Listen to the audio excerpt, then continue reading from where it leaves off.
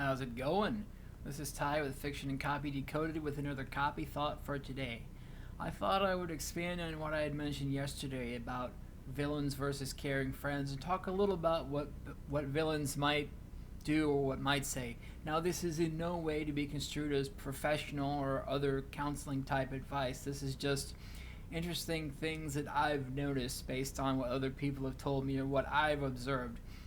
Usually, villains in your life, whether fictional or real, if you're writing fiction, sometimes it can be effective for if you want to focus on internal conflict rather than external conflict, to think of villains in this way, where they're going to talk about things to make it seem like they care about the person they're talking with when they don't really. They care more about their own position and relative to the person they're talking with. So if they would say, "Are you sure you want to do that?" It's like, "Oh, I don't know." They want to make sure that whoever they're talking to thinks that whatever problem or obstacle that is in front of them is too big for them to handle, and they won't really give any actionable advice or any suggestions to make it any better.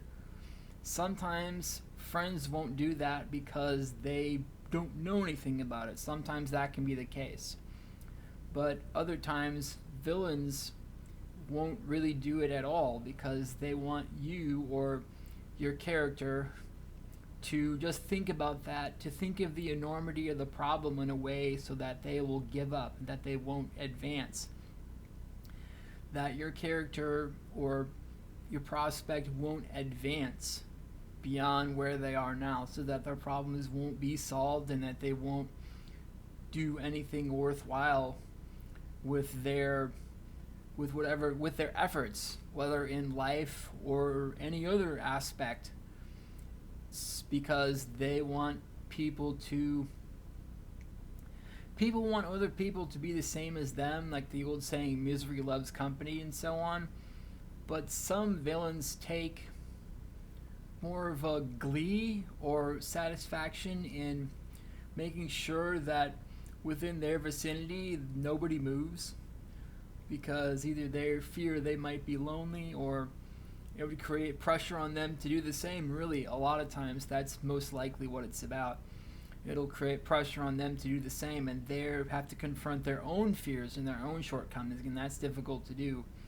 So rather than encouraging someone or another character in a story, for instance, if you're writing fiction once again, to do that, they just want to make sure that they sabotage them or make the problem seem too big or too difficult, or that it's not worth trying to solve, because that would make it so that your protagonist or your hero character would come out ahead of them. And if they're the antagonist in the story or the problem your prospect is facing, they don't want that.